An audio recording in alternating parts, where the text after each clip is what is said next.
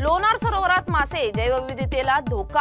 खाऱ्या पाण्यासाठी जगप्रसिद्ध असलेल्या लोणार सरोवरात आता मासे आढळल्याने खळबळ उडाली आहे। सरोवरातील पाण्याचा पीएच स्तर 10 ते 11 वरून कमी होऊन 8 ते 9 वर आलाय आणि टीडीएस ही घटल्याने पाणी गोडसर झालंय। यामुळे सरोवराचा खारटपणा आणि नैसर्गिक गुणधर्म कमी होत असल्याची चिंता व्यक्त केली जाते। अचानक मासे आढळल्याने सरोवरातील विद्यमान जैवविविधता धोक्यात येण्याची शक्यता तज्ञांकडून वर्तवली जाते। जगत नाही आता सध्या वन्यजीव विभागाने ते मान्य केलेलं आहे। त्यांनी ते माशांची टेस्टिंगसाठी लॅबमध्ये पाठवलेली आहे।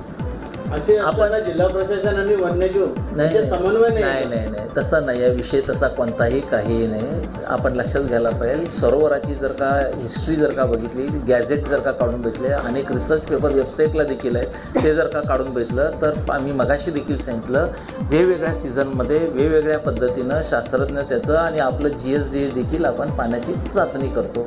त्याच्यामध्ये पीएच लेवल जी आहे, आजची पीएच पावसाळ्यानंतरची पीएचची लेवल आणि उन्हाळ्यातली पीएच लेवल ह्याच्यामध्ये फरक पडतो। कारण पावसाळ्यामध्ये जास्त गोड्या पाण्याचं पावसाचं पाणी गेल्यामुळं पीएच लेवल काही कमी येते। जेव्हा तेच जर का बाष्पीभवनाची प्रक्रिया पूर्ण झाल्यानंतर ते पुन्हा ॲसिडिक लेवलला जातं, पुन्हा त्याची जी काही पीएच लेवल बऱ्यापैकी त्याच्यामध्ये तफावत आहे। हा व्हेरिएशनचा आहे, हे नैसर्गिक सायकलप्रमाणे प्रक्रियेप्रमाणे हे राहणाऱ्या बाबी आहेत। ह्याच्यामध्ये कुठल्याही प्रकारचं हेच नाही आहे। It is a proven fact की कुठल्याही संशोधनाचा पेपर काढून घेतला तर त्यामध्ये हेच प्रूव्हन फॅक्ट आहे, वॉटर सलाईन आहे, त्यामुळे जीवमात्रा त्याच्यामध्ये राहू शकत नाही, म्हणून त्याच्यामध्ये कुठलीही जीवमात्रा नाही असं सायंटिस्ट म्हणत होते। परंतु आत्ता जसं आपण ह्यांनी म्हटलं की अलीकडच्या कालावधीमध्ये काही मासेचे वगैरे काय आढळून आले, आता ती जी काही नैसर्गिक जर का कुठली काय प्रक्रिया असेल तर त्याच्या संदर्भात त्याचं संशोधन योग्य ते होईल। आपण वन्य खात्याकडनं त्याबाबतचा आपण अहवाल देखील मागवले। सुमारे 50,000 वर्षापूर्वी उल्कापाताने तयार झालेला लोणारचा तलाव हा जगातला एकमेव द्वितीय असा आहे। त्याची जी प्रसिद्धी आहे ती उल्कापाताने तयार झालेल्या तलावाबरोबरच त्याच्यातलं क्षारयुक्त पाणी आणि त्याचे अल्कलाईन पीएच ह्याच्यामुळे तो जगभरात युनिक समजला जातो। पण गेल्या काही दिवसांपासून ह्या पाण्यामध्ये तिलापिया ह्या जातीचे मासे सापडलेले आहेत। हे मासे तसे जरी रोबस्ट असले तरीही ते 9.5 पीएचच्या वर ते जगू शकत नाही। ह्याचा अर्थ असा की ह्या पाण्याची पीएच गेल्या काही दिवसात 9.5च्या खाली आलेली आहे।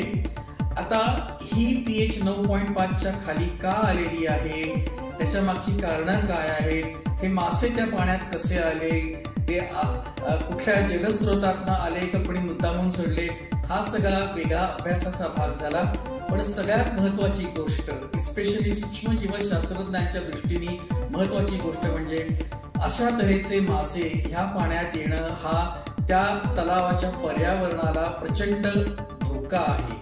कारण एक तर हे मासे ज्यांना अतिशय इन्व्हेजिव्ह असं आपण म्हणतो तसे इन्व्हेजिव्ह आहेत आणि ते तिथली त्या तलावातली दुसरी सगळी जीवसृष्टी नष्ट करून टाकतात आणि वाहतात।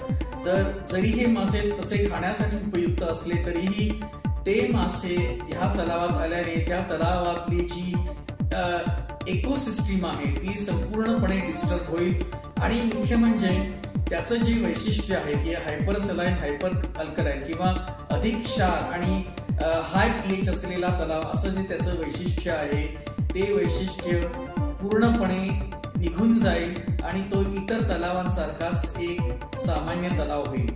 म्हणून हे असं का होतंय ह्याचा अभ्यास करून ह्या तलावात जर दुसरं कुठल्याही पाण्याचे स्रोत येईल त्याच्यामुळे त्याच्यातले क्षार आणि कमी होत असतील आणि पीएचही कमी होत असेल तर त्या दृष्टीने युद्धपातळीवर प्रयत्न केले पाहिजेत आणि ह्या तलावाचा जो एक युनिकनेस आहे तो जतन करण्यासाठी आपण सगळ्यांनीच प्रयत्न करायला पाहिजे। धन्यवाद।